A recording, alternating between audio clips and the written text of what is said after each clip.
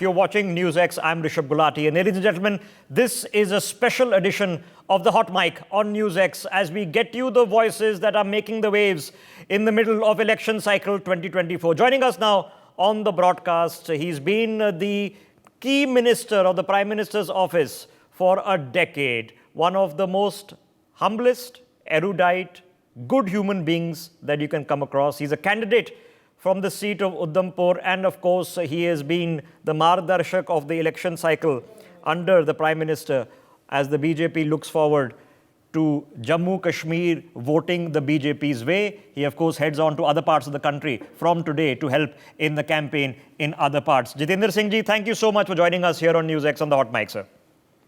Thank you, Rishabh, and I must thank you for a very kind introduction, a very generous introduction. It's the truth, sir. I've known you for a long time, and the country needs more politicians like you. Hopefully, we'll get a lot more at the end of this election cycle. So let me start off with the most obvious question, sir. How has it been? I know your seat has already voted, but Jammu is voting in a couple of days. How is the election cycle going? How confident are you feeling, both personally and for your colleagues fighting from the state? No, I think absolutely confident because the election this time, particularly the BJP campaign, has been primarily based on the development plank.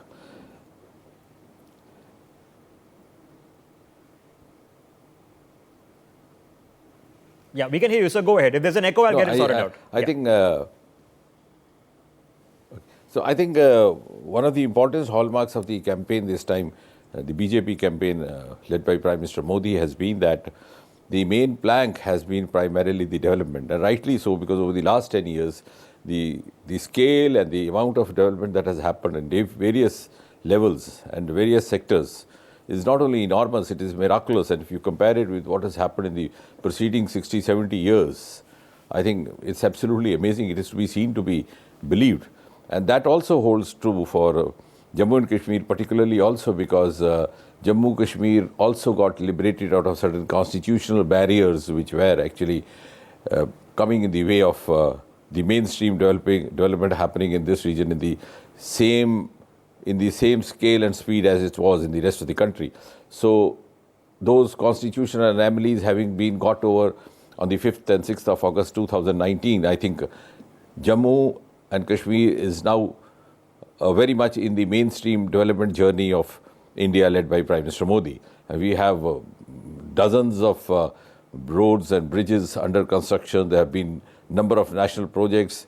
Even if you take my constituency alone, in the last 10 years, it is the highest railway bridge of the world is being constructed in this constituency, the longest road tunnel of the Asia is in this constituency, North India's first industrial biotech park, North India's first homeopathic college, North India's first river rejuvenation project, Devika, so on and so forth. North India's first cable stayed bridge. So it's difficult actually to enumerate all these in a brief span of time. And people have actually realized that. Even our opponents, who for obvious reasons would not accept this, and apparently for the consumption of the media and for the public consumption go on saying that no development has happened, are actually the beneficiaries of the development that has happened. They're using the same road tunnels and same education institutions which have opened up after Prime Minister Modi took over in 2014. We have the IIMs, we have the IITs, we have the AIMS, we have over half a dozen centrally aided medical colleges. So all these are actually benefiting across the sections. Most of the Modi schemes, like the toilets, the Ujjwala, have also sought to create a different kind of a political culture, that there is an effort and it's conscious attempt to reach out to those who need the most. So if it is a Pakka house being constructed, the consideration is not whose house, neither the religion nor the caste nor the creed, not even the vote bank consideration.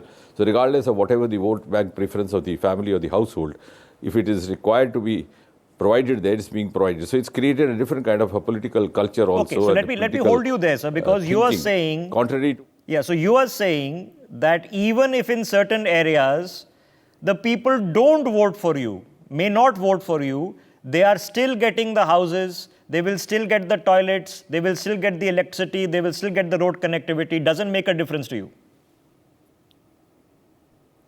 No. What I also tried to add to what you're saying, say, for example, I was in the party responsibility in Uttar Pradesh. I've seen colonies and bastis, where the entire colony or the entire basti, the kacha houses has been converted into pakka houses, and maybe they were the persons or the people who had not earlier voted for Jan Sangh or Bharatiya Janata Party, but now today their conscience is also pricking them. So this appeal of adopting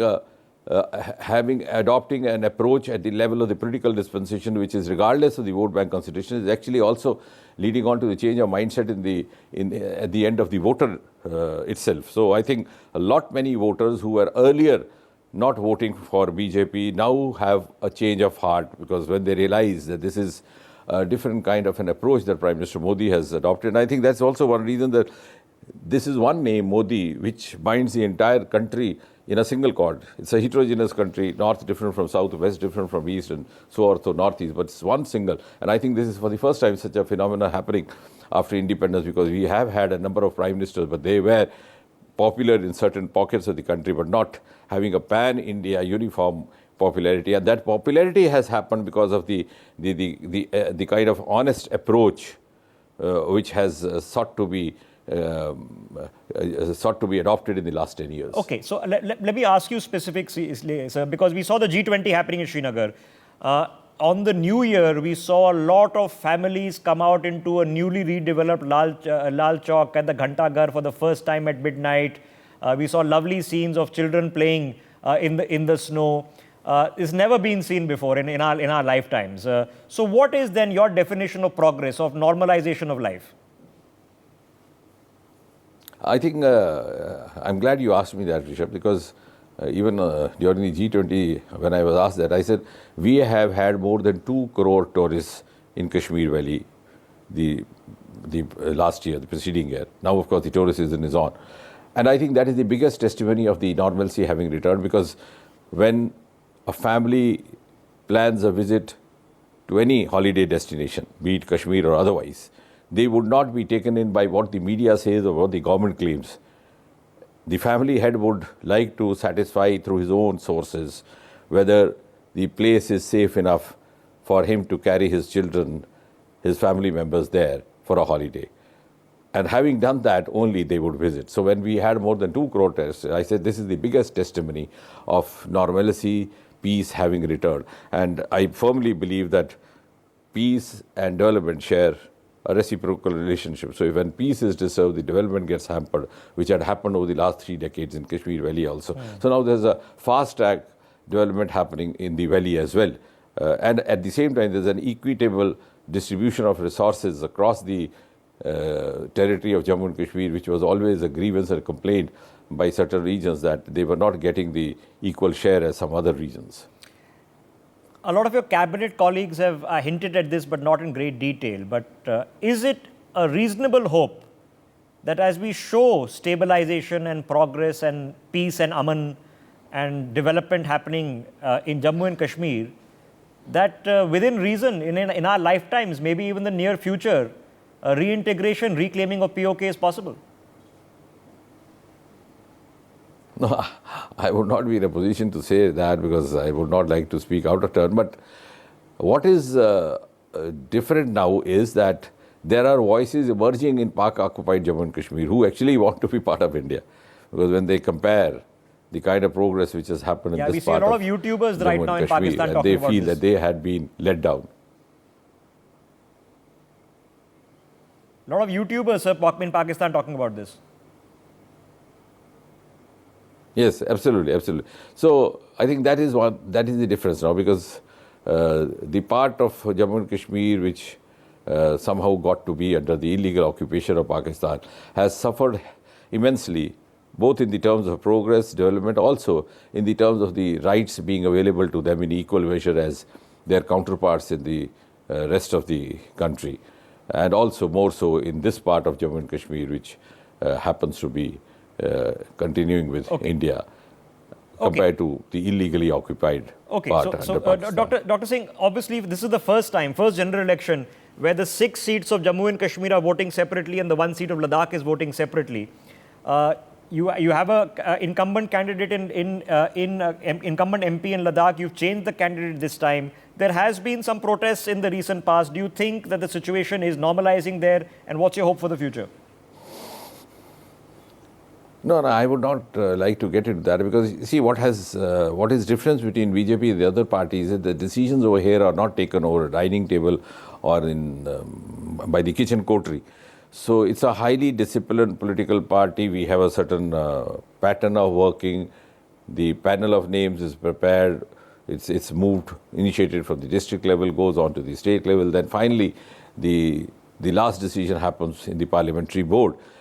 And after a lot of detailed deliberation, the ultimate decision is by consensus.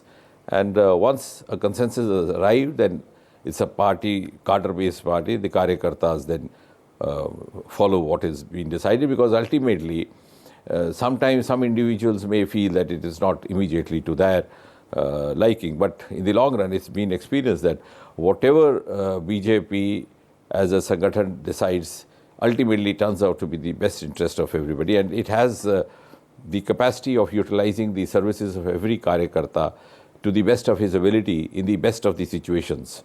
So I think it's like that. It's not a party with any kind of an entitlement happening, like, some of the dynasty parties. Okay. This is more of a party which hands out responsibilities depending upon the circumstances and the capabilities of the individual Karyakartas. Okay, so let's look at the larger national picture, because we've already seen 100+ million votes cast in the first phase. Another 100 million are being cast in a couple of days' time.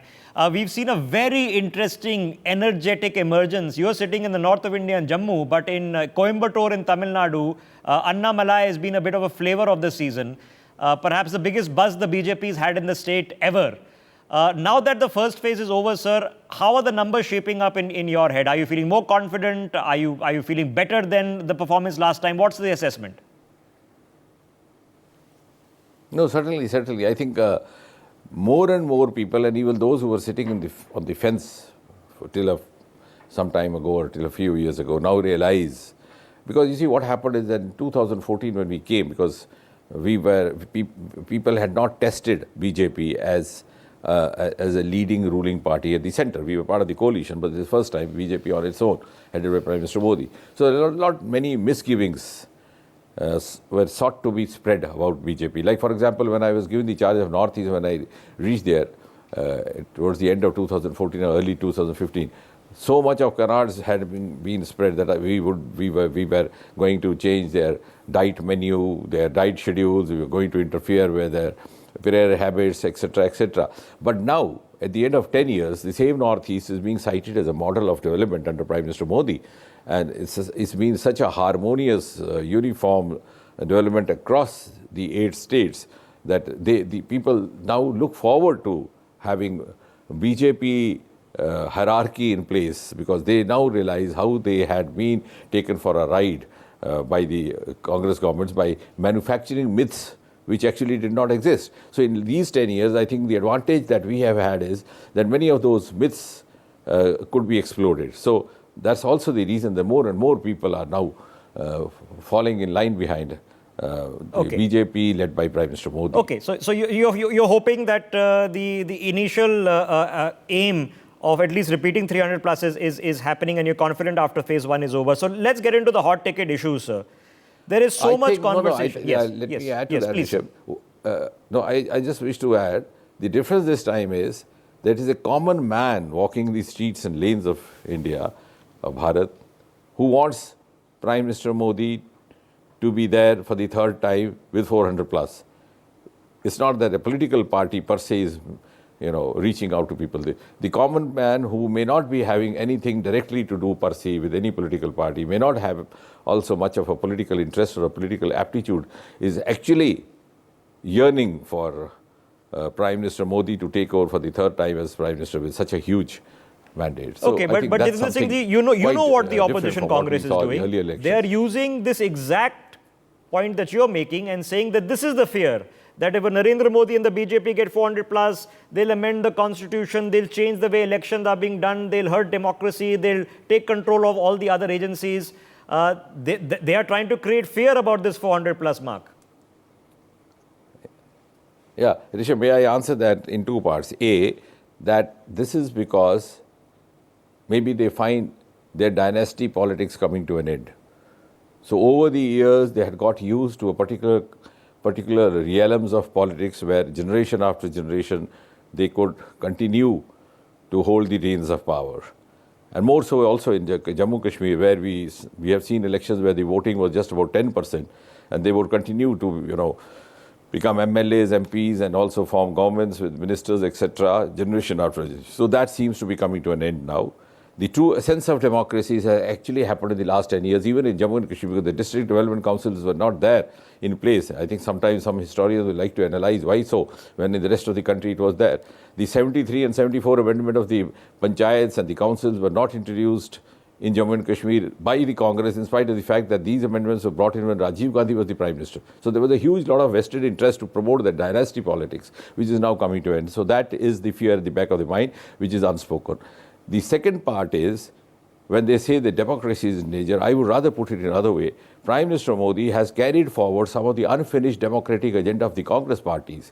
Like, for example, most significantly, in the context of Jammu and Kashmir itself, Article 370 in the bracket in the Constitution was noted as temporary provision.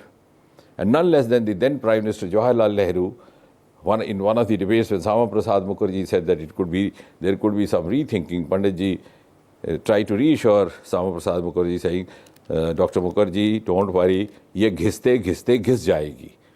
These were his words. So he himself admitted that this was going to be a temporary provision. They noted it down in the Constitution, but they could not hold on to their promise and their commitment. It was Prime Minister Modi who actually made it happen. The temporary became temporary, it was abrogated. So many other unfinished agendas of Indian democracy in the last 70 years, which could not be carried forward by the Congress party because they developed a vested interest. Now, I'll give you some more examples. Even in the context of Article 370, it was, I would rather say, Article 370 was misused or abused precisely by those who actually claim to be the protagonists of Article 370. I'll just give you one simple example. During emergency, Mrs. Gandhi brought in an amendment called, I think, 42nd or 43rd amendment. There were a number of changes brought in. One of them was that the term of the Lok Sabha and the state assemblies was extended from 5 years to 6 years, because she had intelligence reports that this was not a compatible time for her to go in for elections. Most of the states had Congress governments. At that time, in Jammu and Kashmir, we had a national conference Congress government led by Sheikh Abdullah. And they had the option of adopting the central laws under Article 370. So they were quick to adopt that. And the term of the Jammu Kashmir Assembly got extended to 6 years. 3 years later, Prime Minister Morarji Bhai comes in, and this amendment gets reversed. I think that's Amendment 45 or 46, something like that. And all the rest of the state assemblies, including Lok Sabha, got back to a 5-year term. But in Jammu and Kashmir, they did not adopt that. So in the first instance, they didn't care for Article 370. In the second instance, they used the alibi of 370 not to adopt it. And this 6-year term continued till Article 370 was abrogated by Prime Minister Modi on the 5th and 6th of August 2019. Okay. So what I'm trying to say is that the entire jugglery with Constitution for their own vested political interests, and to that extent also playing all this with the democratic values, has happened by the Congress party itself. So they find that kind of self-righteous approach that they follow. I know similar points are being made that this is now more of an objective, open democracy. President's rule has not been utilized at all in the past decade, when we've seen it utilized 70 plus times under previous government. So, okay, let's look at national issues, sir, because the hot topic issue as we speak is, you had a senior congressperson, okay, by the name of San Petroda, and he says that a concept of an inheritance tax, okay, which is colloquially known as the death tax, something that Rajiv Gandhi himself removed in 1985. It was 85% sitting there, should come back. That means if somebody in the family dies, 50% of their wealth should be taken by government. What's your position on this? Because the PM has just spoken about this in a rally. He says, it's the Congress mentality of, what's the quote? Zindagi ke saath bhi, zindagi ke baad bhi. Absolutely. Congress की लूट जिंदगी के साथ भी जिंदगी के बाद भी. I think after what Prime Minister Modi has said, there's hardly anything to add to it. I mean, that should be the last word, and I think every Indian, true Indian, realizes that. Now, what has been sought to be put across by Congress Party is, on the one hand, a violation of the very fabric, the very essence of Indian democracy. On the other hand, it's also a violation of the Indian ethos and India's civilizational and cultural values. We have a family system in place which carries a certain legacy, and this seeks to be quite antagonistic to that. And what is not being said is possibly it's also a part of the appeasement approach which has been followed by the Congress Party over the last 6-7 decades to appease a certain section of society for a vote bank. That's, I think, something which doesn't augur well for this. And that is something which Prime Minister Modi has worked very hard to get over in the last 10 years. Justice to all, appeasement to none. Okay, so is India different today? Because the PM has spoken about this at length, about Manmohan Singh's now infamous comment that Muslims in this country have the first recall on India's resources. Is this a different India? Have we turned the tide into a one nation, a concept of sabka saath, not me first, me first, me first? Yeah, absolutely. A, there's no longer entitlement for a section or for a family. B, everybody is equal. C, the schemes, welfare schemes are rolled out and directed very objectively. As I mentioned in the context of in the instance of the Pakka houses being constructed. So it's not on the consideration of caste, creed, religion, or even vote bank. And this is going to change the entire mindset, not only of the political class, of the common man itself. And this is precisely what is now being also recognized, acknowledged by the rest of the world, which is now looking up to India. The kind of esteem that India enjoys today in the world arena was never witnessed before. I mean, it's not an ordinary thing that when Prime Minister Modi visited DC, Washington DC, it was President Biden who put across the suggestion that some of the Indian astronauts could accompany their American counterparts to the International Space Station. So, such a high esteem of the India's caliber and capabilities, which has happened only in the last 10 years. We started off, for example, our space journey with the setting up of ISRO in 1969, which was the year when America had landed the first human being called Neil Armstrong on the surface of the moon. We were still singing nursery rhymes, Chanda Mama Dur Ke. Today we are the first to have reached the southern pole. And we were always behind. I'll just give you one small example. I mean, that's how much of hard work and consistent effort has gone in making India reach that level in the last 10 years under Prime Minister Modi. For example, I'll just give you one small instance. Television happened in USA in 1950s. And the famous debate of 1960, presidential debate, which turned the tables in favor of John Kennedy, Richard Nixon lost, was a TV debate which demonstrated Kennedy's extraordinary oratorial skills, and he carried the day.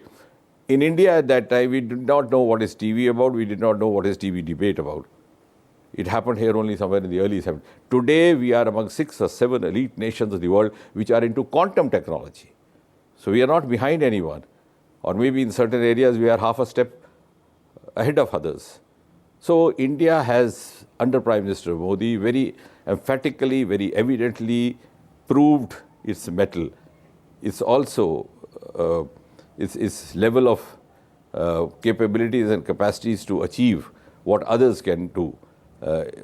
Not only the equal measure, but even perhaps in certain ways better than others. So let me ask my last question on that, because the Nature magazine has written about this, about India's scientific mettle. We know we've had the Aryabhattas. The Higgs boson is, of course, named after an Indian. But getting the R&D capacity here, because you're, of course, hoping that the BJP government returns in just over a month's time. And I'm assuming that the plans, many plans are still pending. You probably can't share all of them with us.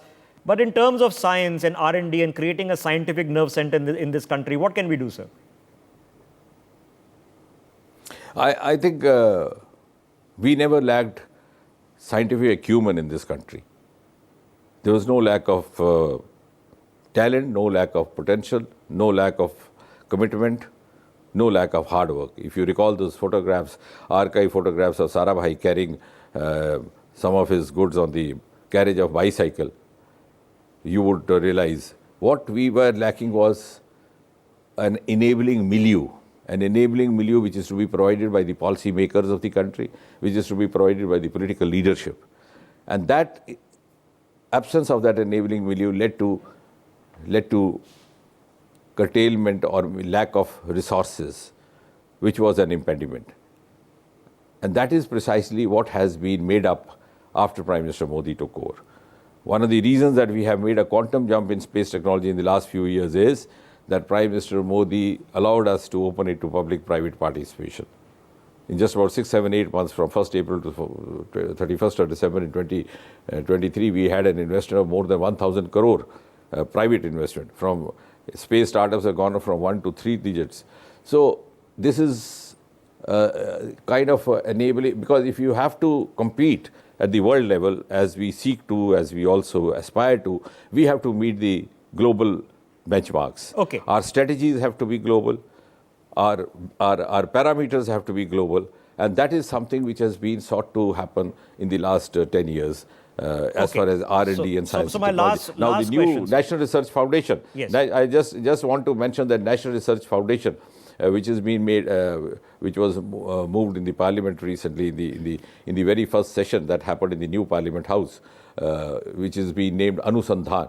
National Research Foundation also makes way for opening up R&D to a larger sphere of stakeholders. We'll have more than 70% of contribution and resourcing from non-government, and that's now, I think, the time has come to do away with the demarcation between the public and private sector, because each and every citizen would have to contribute, as Prime Minister Modi rightly says, to the making of that Vishwa Bandhu Bharat of 2047. Okay. So what is then? Is this the ideological fight for the remaining part of this month, sir?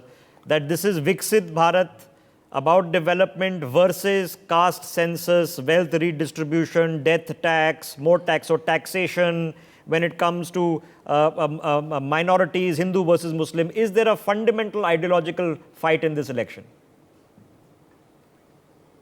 No, I think as far as the Bharatiya Janata Party and led by Prime Minister Modi is concerned, we have been very deeply rooted into our legacies, our heritage, our ethos, our values, and at the same time I think there's been a very successful and cautious attempt to blend them very optimally with the modern technology and modern science. Like this is the government which has set up a traditional digital library, traditional knowledge digital libraries. It's called TKDL. I'm glad that it happened through the department which I am related to. So we are combining our traditional knowledge, traditional ethos, traditional values, the most modern. Even in the construction of Ram Mandir, that sun glow which you saw the other day, 3 days back, was actually designed and planned by the Indian Institute of Astrophysics, Bengaluru, which is a part of the Department of Science and Technology. So we have tried to blend, because we have a very rich